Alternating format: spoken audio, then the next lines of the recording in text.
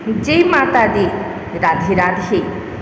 आइए सुनते हैं गुप्त नवरात्रि की तीसरी महाविद्या माँ त्रिपुर सुंदरी की कथा। आगे बढ़ना है तो करें त्रिपुर सुंदरी की पूजा। गुप्त नवरात्रि की तीसरी आद्य महाविद्या है त्रिपुर सुंदरी। त्रिपुर सुंदरी अनुपम सौंदर्य, भक्तों को अभय प्रदान करने वाली, यौवन युक्त और तीनों लोकों में विराजमान देवी त्रिपुर सुंदरी कई नामों से विख्यात है। इनको ही राज राजेश्वरी, बाला, ललिता, मीनाक्षी, कामाक्षी, सताक्षी, कामेश्वरी कहा जाता है। स्त्री के सौंदर्य शास्त्र की जितना भी उपमाएं हैं वह सभी देवी त्रिपुर सुंदरी से ही आई हैं। देवी और अन्य देवी देवताओं के पूजन में अनिवार्य रूप से षोडश माताओं की अर्चना होती है। षोडश माताएं कोई और नहीं वरन त्रिपुर सुंदरी के रूप में ही एकाकार हैं। 16 का अंग इनको प्रिय है। वह 16 कलाओं की साम्राज्ञी हैं। अपनी सुंदरता और मोहकता से इन्होंने देवासुर संग्राम में असुरों को बस में कर लिया था। श्री दुर्गा सप्तशती में शुंभ शुंभ वध में इनका प्रसंग आता है। देवी अपने अप्रतिम सौंदर्य की छटा बिखेरते हुए पर्वत पर विराजमान है। असुर मोहित हो जाते हैं। वह शुंभ और निशुंभ से कहते हैं कि आपके पास समस्त संपत्ति है, निधियाँ हैं। यदि यह स्त्री रूपी निधि भी आपको मिल जाए तो आप धन्य हो जाएंगे। बारी बारी से चंडमुंड देवी के पास पहुँचते हैं। देवी से कहते हैं कि आप शुंभ और निशुंभ में से किसी का वरण कर लो। देवी कहती हैं कि मैंने तय किया है कि जो मुझे युद्ध में परास्त कर देगा मैं उसी का वरण करूंगी। कालांतर में देवी से युद्ध होता है। चंडमुंड और शुंभ और निशुंभ का वध होता है। सौंदर्य को निधि कहा गया है। सौंदर्य की उपमा श्री लक्ष्मी से होती है। त्रिपुर सुंदरी कमला ही है। भगवती 16 प्रकार की कलाओं, 16 प्रकार की मनोकामनाओं और 16 माताओं की प्रतीक है। सौंदर्य का अर्थ केवल रूप नहीं है, चारित्रिक गुण भी, सौंदर्य भी इसी श्रेणी में आते हैं। जो हर प्रकार से सुंदर हो वही त्रिपुरारी है और वही त्रिपुरा है। त्रिपुरा एक कुल की तरह है, जैसे त्रिपुर बाला सुंदरी, त्रिपुर भैरवी और त्रिपुरा। त्रिपुरा की आराधना से ही एक राज्य का नाम ही त्रिपुरा पड़ा। कामाख्या मंदिर और त्रिपुर बाला सुंदरी मंदिर सहित देश में कई स्थानों पर इनके मंदिर हैं।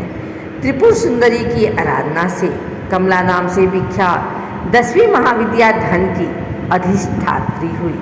उनको श्री की उपाधि मिली। श्री यंत्र जो यंत्र शिरोमणि है।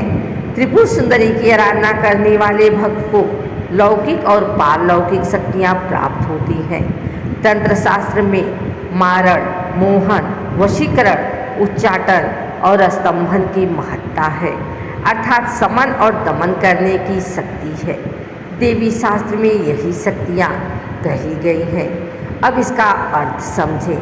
यह केवल तांत्रिक विद्या नहीं है। मोहक बाणी हो, मधुर हो, दूसरों को वशीभूत करने वाली हो, कटु न हो और जिसको सुनकर सभी प्रभावित हो। यह पहला सौंदर्य है। दूसरा सौंदर्य कर्म, कर्तव्यनिष्ठ हो, कर्म श्रेष्ठ हो। कर्म ऐसे हो जिनसे सभी का उद्धार हो। कर्म मोक्षदायिनी हो और जीवनोपरांत भटकना न पड़े। तीसरा सौंदर्य दैहिक, दैविक और भौतिक पदार्थों से इतर सौंदर्य है। इसी में रूप है, जय है, यश है और शत्रुओं का शमन है। शत्रु कब बनते हैं? कटुता से, क्लेश से, उपेक्षा से और ईर्ष्या से। इनका समन करना ही सौंदर्य है। देवी भगवती कहती हैं कि जो इन सब से ऊपर उठ जाता है वही अप्रीतम सौंदर्य का स्वामी होता है। वह सताक्षी है, यानी 100 आँखों से देखती है। वह कामाक्षा है, यानी काम को नियंत्रित करती है। वह राजराजेश्वरी है, यानी राज सत्ता को कुशल नीतियाँ प्रदान करती हैं। इस-लोक और परलोक की हर सत्ता सौंदर्यमय हो, यही देवी संदेश देती है। त्रिपुर सुंदरी का स्वरूप। देवी शांत मुद्रा में लेटे हुए सदाशिव के नाभि से निर्गत कमलासन पर विराजमान है। चतुर्भुजी है। भुजाओं में देवी पास, अंकुश, धनुष और बाण है।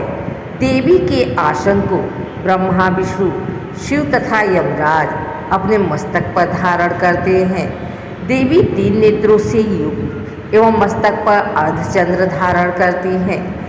देवी मंत्र और जाप विधि 10 महाविद्या में तीसरी महाविद्या के रूप में देवी त्रिपुर सुंदरी समस्त प्रकार की विपत्तियों को दूर करती हैं, सौंदर्य प्रदान करती हैं, भक्तों को अभय प्रदान करती हैं। गृहस्थों के लिए इनकी सर्वश्रेष्ठ पूजा है।